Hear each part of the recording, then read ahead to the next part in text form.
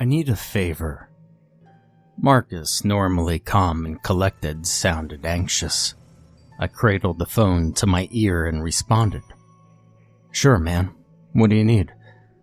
I'm taking a group up Pine Ridge tonight, but I need to bail. Can you cover for me? Marcus and I were guides for Day Trekkers, a company that ran hiking trips out of our city. Our expeditions were favorites among city slickers who wanted to experience nature for no more than a few hours at a time.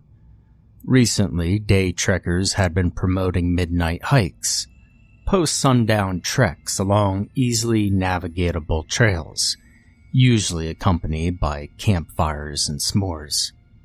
I'd led a few groups up Bear Creek already, but so far Marcus had the monopoly on Pine Ridge. I'd never even led a daytime trip up there. Man. You know, I would if I could, but I'm leading the Bear Creek hike again tonight. Yeah, that's right. Listen, I could take that one if you want to switch with me. And I was confused. Don't they leave at the same time? I thought you said you had to bail. Well, yeah, it's just... the Pine Ridge Trail. Marcus sighed, a low rush of air barely audible over the phone. I can't do that hike tonight. Well, what do you mean? I just need a change of pace, you know? Marcus laughed, but his voice had an edge to it. Can't keep doing the same hike all the time. I guess. So you can cover for me? I couldn't shake this uneasy feeling that Marcus wasn't telling me something. Still, I owed him for the many times he'd covered for me in a pinch. And so I said, sure. Thanks, Owen. You're the man.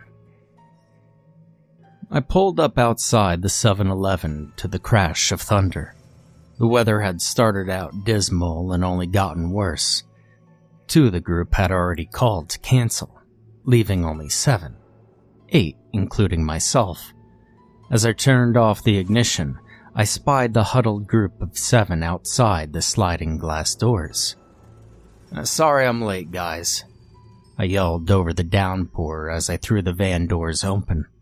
The group crowded into the van, pulling off their wet rain gear and shaking drops of water out of their hair. I'm Owen, I said, smiling, and you must be the brave souls in the city willing to go hike in this. I gestured to the torrential rain, and the group chuckled in unison. Anxious to get on the road, I rushed the group through the quick introductions and passed out the waivers. Over the scratch of ballpoint pens, I thought back to Marcus's phone call. After I had agreed to take over the Pine Ridge hike, we'd gone over the route together. Marcus assured me it was an easy hike. Actually, his exact words were, "My 2-year-old could do it." But still, I grilled him about the areas I pored over my trail map, my eyes roaming over the crisscrossing red lines. You'll be starting from the park and rod en Route 87. You see where the blue trail starts right there? Follow that all the way to Pine Lake. It's a straight shot. Marcus paused before adding, just one thing to look out for. You see where that red trail crosses the blue one just over a mile in? I followed the line with my finger, stopping where the 2 paths met. Yeah, I see it. Well, it's easy to take a wrong turn in these woods. Keep an eye on the markers. And whatever you do, don't miss the turn-off for the blue trail. Marcus's voice dropped to a near whisper. Do not go down the red trail.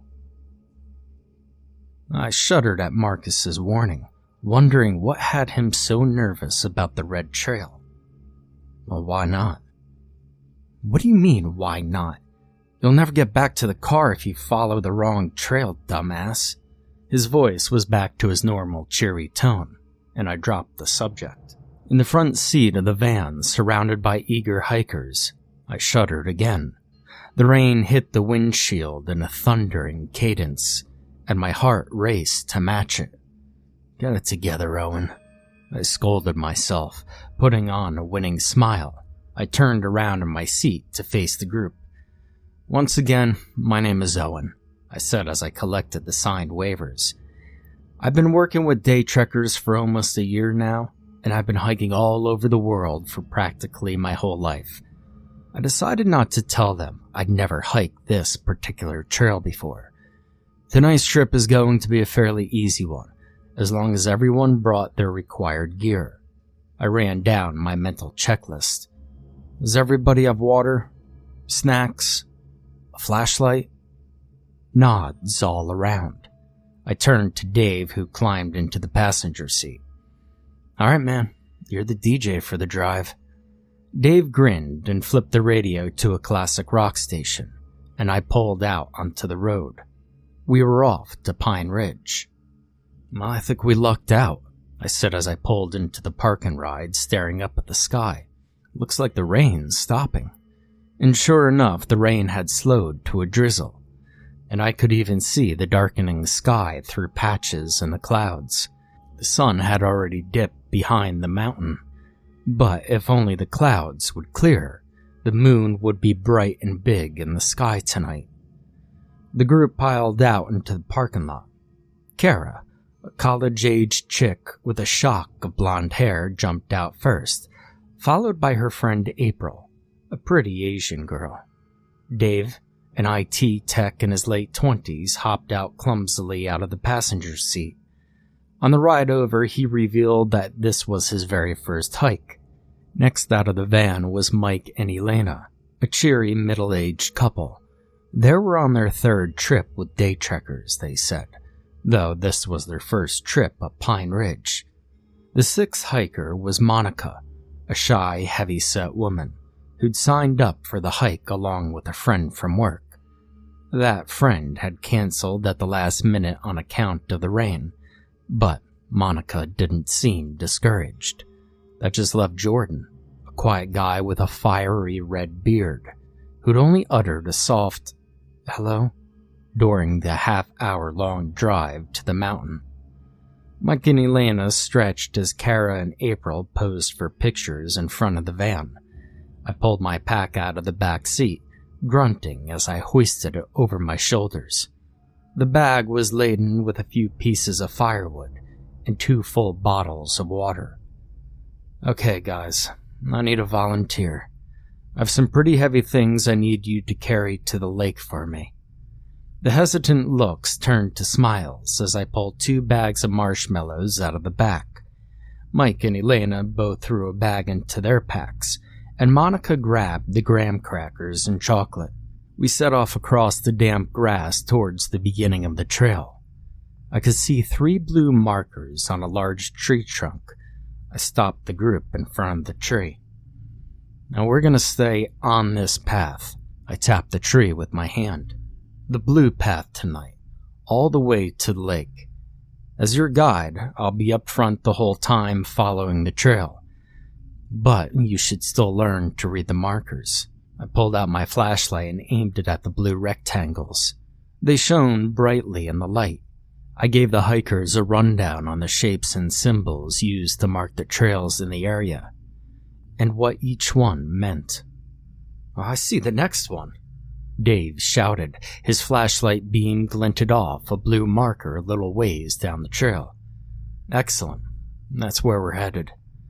The 8 of us set off into the forest with darkness fast approaching. Our flashlights had come out about 10 minutes into the hike, once twilight had decidedly turned into night. I'd equipped my headlamp, and I glanced back every now and then to make sure the group was keeping up. And sure enough, each time I counted 7 bouncing light in a line behind me.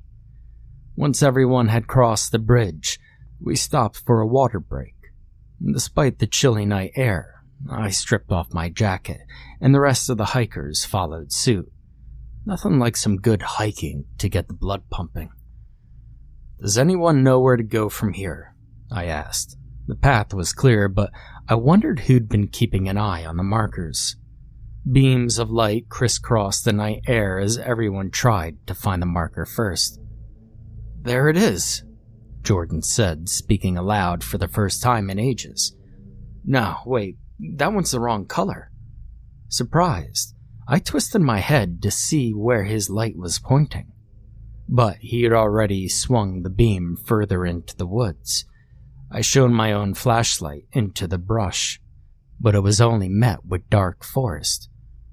Jordan, I said, what color marker did you see? Looked red to me, he said. I think. A slow chill crept its way up my spine. The red trail shouldn't be this close. Not yet. Marcus's words came back to me. Do not go down the red trail. Oh, I think I see the blue one, Kara cried. She pointed to the shining blue rectangle just a few yards away from the red marker. Excellent, Kara, I said, brushing off the sense of unease that had wormed its way into my mind. We're about a third of the way to the lake, guys. You're doing great. Let's just keep up a good pace. A little while later, Kara saw it first. I had my head down, watching my step among the slippery rocks, when she said, That means turn right, doesn't it? There, she said, pointing to the tree I just passed.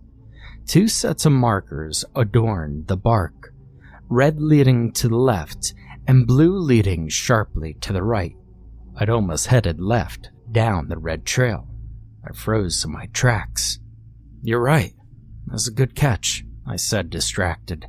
I was staring down the dark path ahead, my hands balled into fists. You would have walked right by it, Kara laughed. We would have never made it to the lake. Uh-huh. My breath billowed in the cold. Something seemed off, but I couldn't quite put my finger on it. Marcus's vague warning was getting to me. That was all. He probably didn't even mean anything by it. I shook my head, trying to clear away the fear that was creeping its way into the back of my mind. It was as I turned my head side to side, the headlamp's beam danced its way across the forest, that I realized what was amiss. No light reflected back off the trail ahead. My faithful headlamp that could light the deepest forest on the darkest night wasn't even penetrating the darkness before me. I could see the path a few feet ahead and a few bushes and trees surrounding it. But past that, nothing. Just blackness. It was like a hole in the world. What's at the end of the red trail? Kara was asking. I think for the second time. She'd already started down the blue trail, but was looking back at me curiously. I tore my gaze away and caught up to her. 7 dancing lights followed me up and away from the eerie blackness. I don't know. Wow. Oh, wow. Kara looked up in awe. Just wow. Monica put her amazement into words. I haven't seen a sky like that in ages. Look at all those stars. The sky had cleared completely by the time we made it out of the woods, and with the moon shining in all of its splendor, even I had to admit it was an incredible sight. I nearly gasped when we made it over the rise and the lake came into view. The water glittered in the moonlight, and the mountain range in the distance was patterned with spectacular shades of black. Nothing beats this kind of view, Elena said appreciatively. She and Mike stood arm in arm by the still water, admiring the vista. I unloaded the firewood from my pack and went about starting a campfire. Kara and April offered a hand, and with the help of a bottle of lighter fluid, we had a roaring fire in minutes. The group crowed in delight once the bag of marshmallows came out, and soon our mouths were stuffed with s'mores. Dave tried leading everyone into a half-hearted campfire song, but no one made it past the first verse before trailing off into silence. It was a nice silence, though. A moment of calm away from the madness of the city, and I was actually a little surprised by how still the lakeside was. During my trips up Bear Creek, we'd always run across at least one group out hiking or camping. Here, we seemed to be the only people on the mountain. I glanced at my watch. Check it out, guys. It's midnight in 3, 2, 1. They chorused and then erupted into loud cheers. The whoops and shouts echoed across the lake, bouncing back in mock reply before fading into silence. Step and step and step and step and step and look back. 3, 4, 5, 7 dancing lights met my gaze. Everyone's here, and I turned back around. Step and step and step. The way back was quieter. The hikers' stomachs were full of s'mores, and the cold had set in a little firmer. I kept my head down, watching my feet as we crossed rocky terrain, my footsteps keeping time more diligently than my watch. Step and step and step. Look back. I counted 7 beams of light once again and resumed my progress. There was something so calming about hiking at night. The air smelled cool and earthy from the recent rain, and the forest was soundless, save for the wet crackle of leaves under our feet. Even the way our headlamps and flashlights swept across the forest floor was soothing. Long shadows angled across the path as the 8 separate beams of light mingled with one another. My headlamp flickered. I groaned to myself, hoping I'd thrown spare batteries into my pack. I mean, I hadn't I? Either way, the light wouldn't go out just yet. I had plenty of time.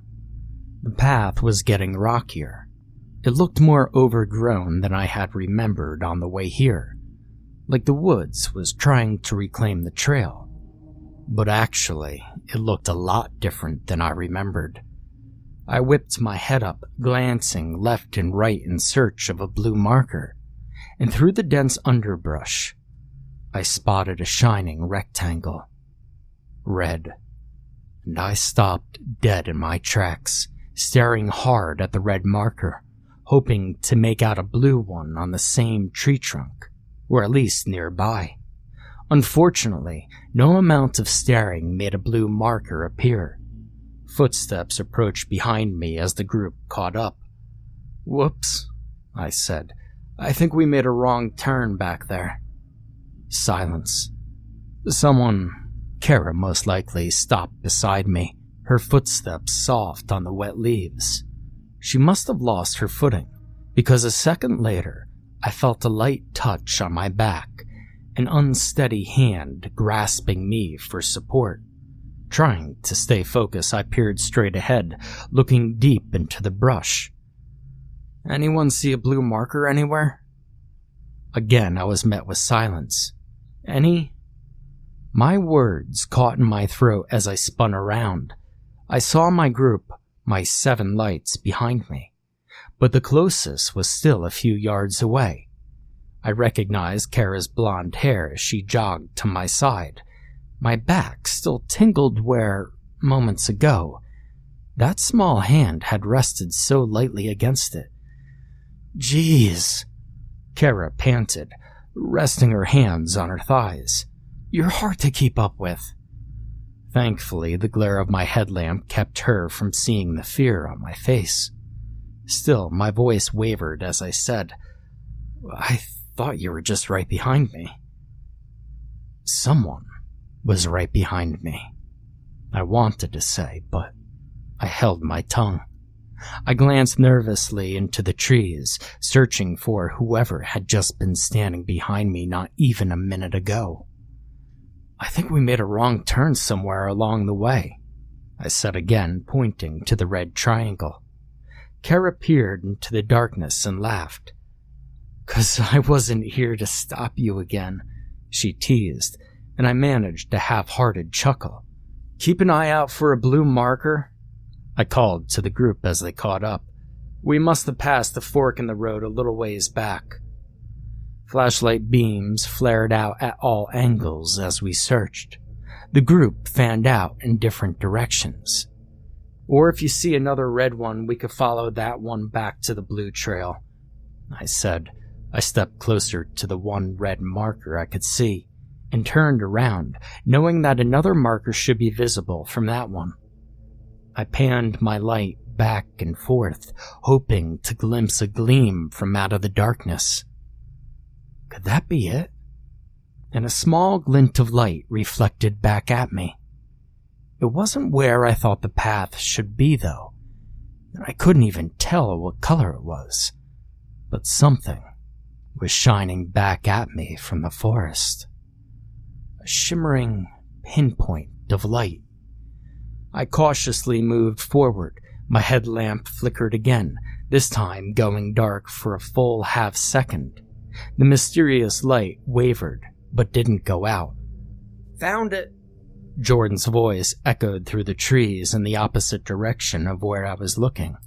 I glanced over my shoulder and saw my hikers' 7 lights gathering together about 40 feet from where I was standing. Before heading back to the group, I glanced back at the strange light. It was gone. A chill, unrelated to the cold night air, flooded my veins. I rushed back to the group without looking back. Jordan looked smug as he pointed to the tree trunk. Blue to the left, red to the right. I clapped him on the shoulder. "Awesome work, man. Should have had you lead this whole time." Disappointed. That was the word.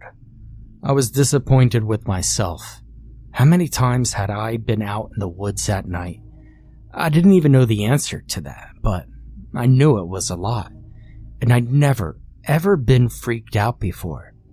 And yet, something about that mistaken detour had my hair standing on end.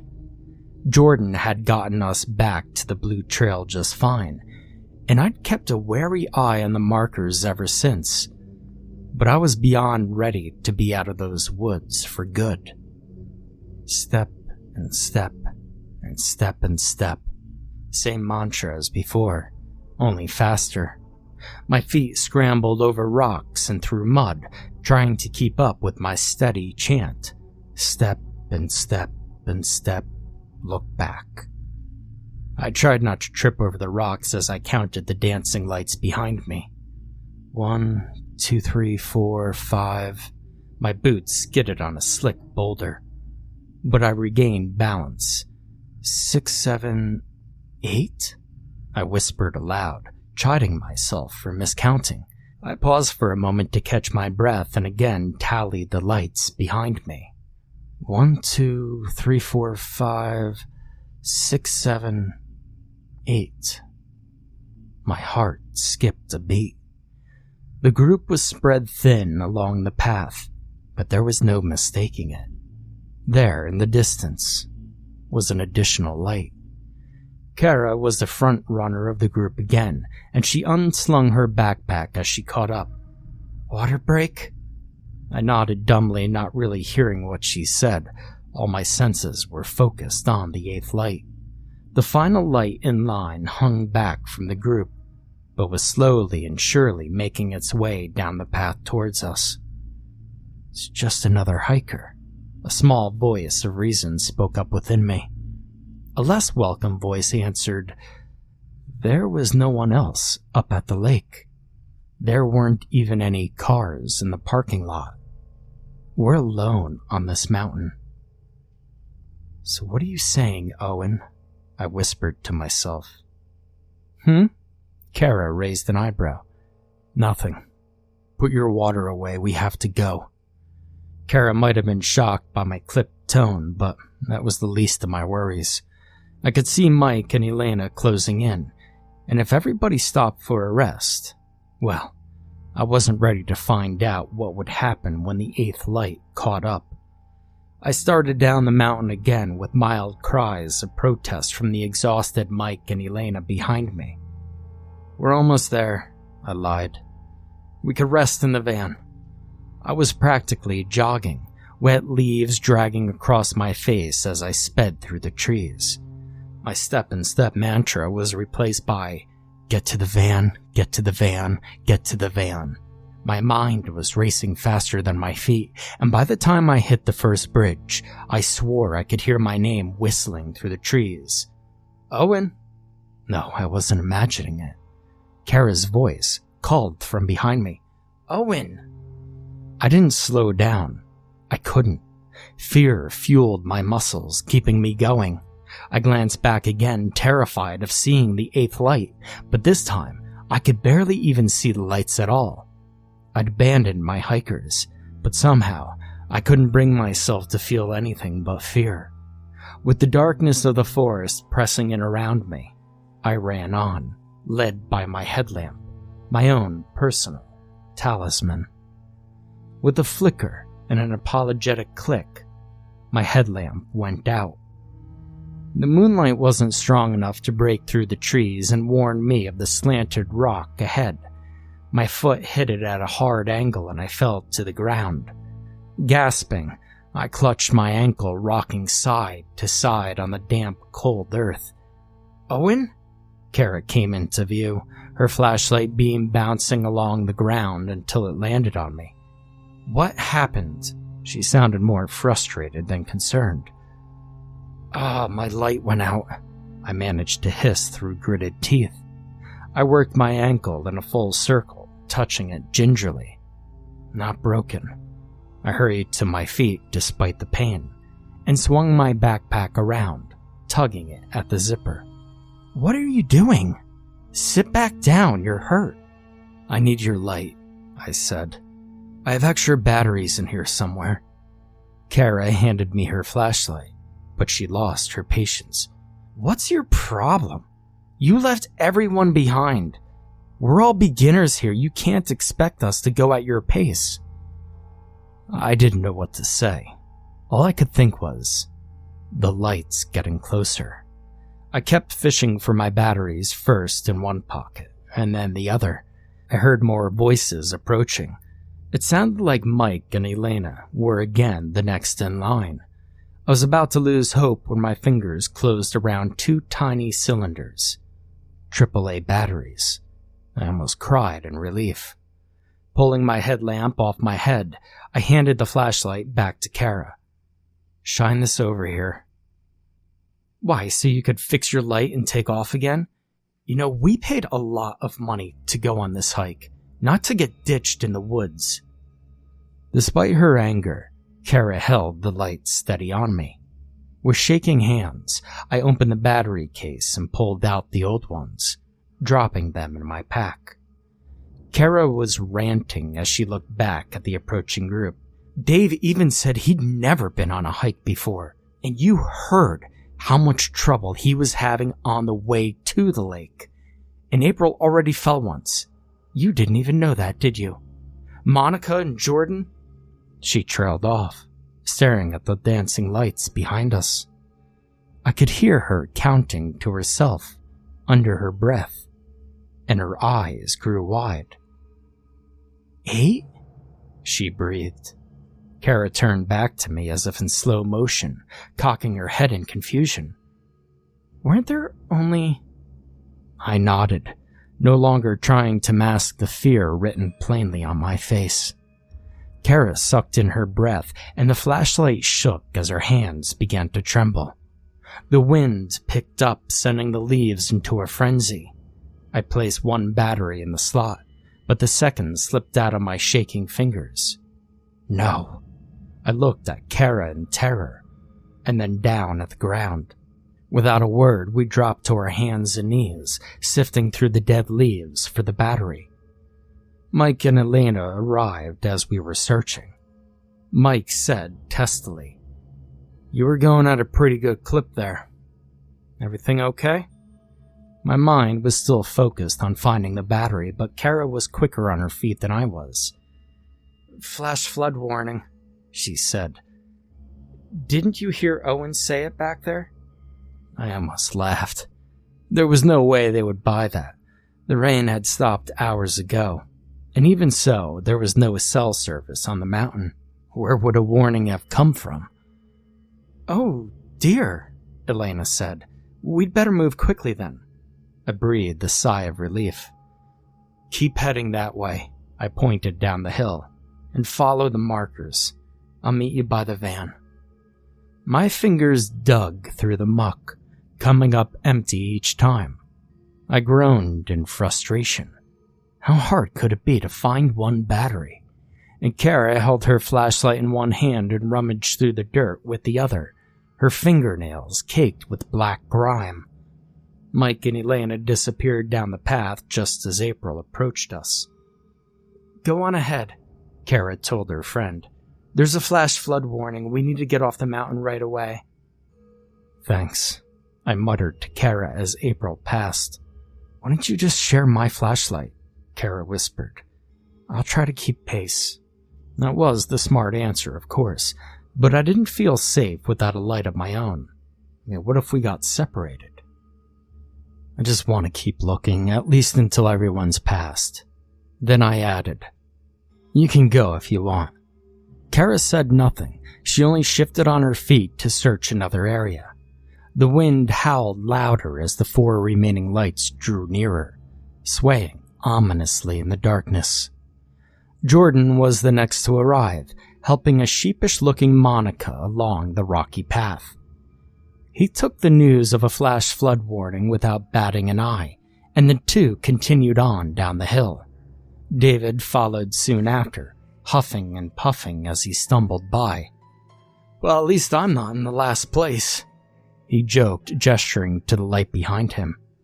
Kara and I paled, but Dave continued on, aware of the danger that lurked behind him.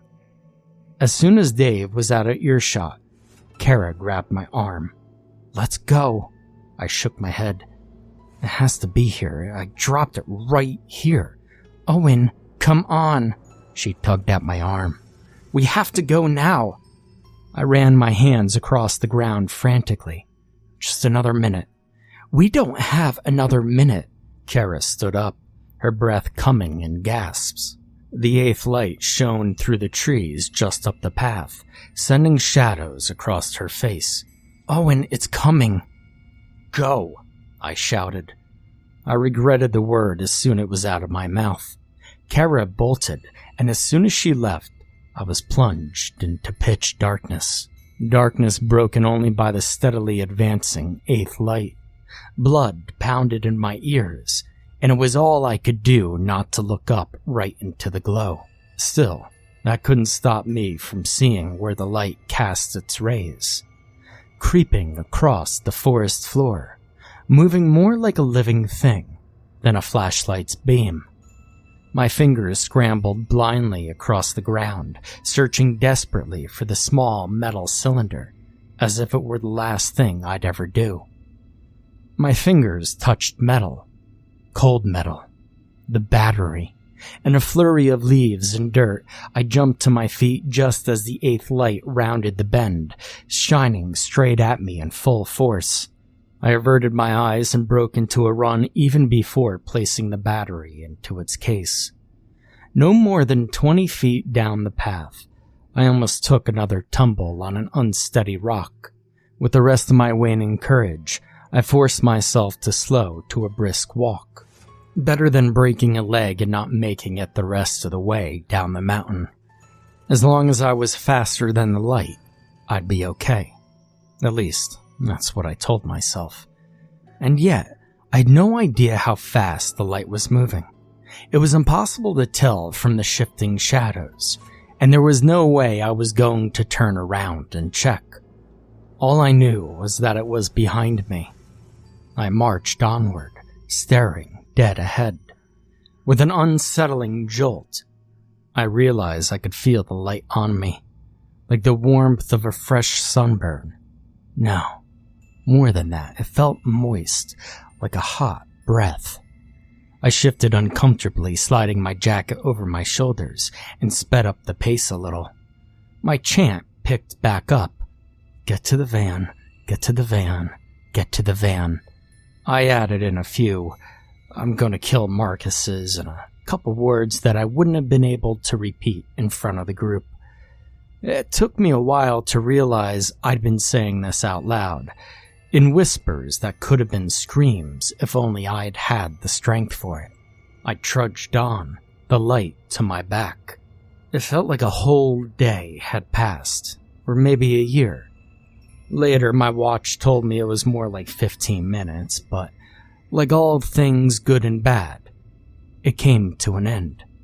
The sight of the van parked under a single streetlight was the single most beautiful thing I'd seen in my life. The group had all made it back all right and was crowded outside the van eating the last of the graham crackers and Hershey bars. Only Kara had kept an unwavering eye on the entrance to the woods, and I met her gaze as I stepped out of the trees. I'll never forget her face that night. At first, I thought she was looking right at me. My stomach dropped when I saw her skin turn white as a sheet, her mouth gape open in fright, and her eyes grow so wide I thought they'd never stop. Why was she looking at me like that, I thought? I'm sure I look like hell, but is it really that bad? Then I realized she was looking behind me. I never asked her what she saw come out of the forest that night. Whatever it was gone when I spun around. All I saw was darkness and shadows, and I was glad. Some things are best left in the woods. Marcus texted me as I was dropping the van off. Hey, how was the hike? I had a few choice words to say to him, but I wasn't about to get into it by text, and so I said nothing. A few minutes later, Marcus called. Hey, you okay, Owen? I'm fine, I said tersely. Marcus was quiet for a moment. Then he asked, So, how many people went out on the hike? 7, I replied. Another pause. I swore I could practically hear Marcus thinking on the other end. It was ages before he responded. His words tense and deliberate. And how many more came back?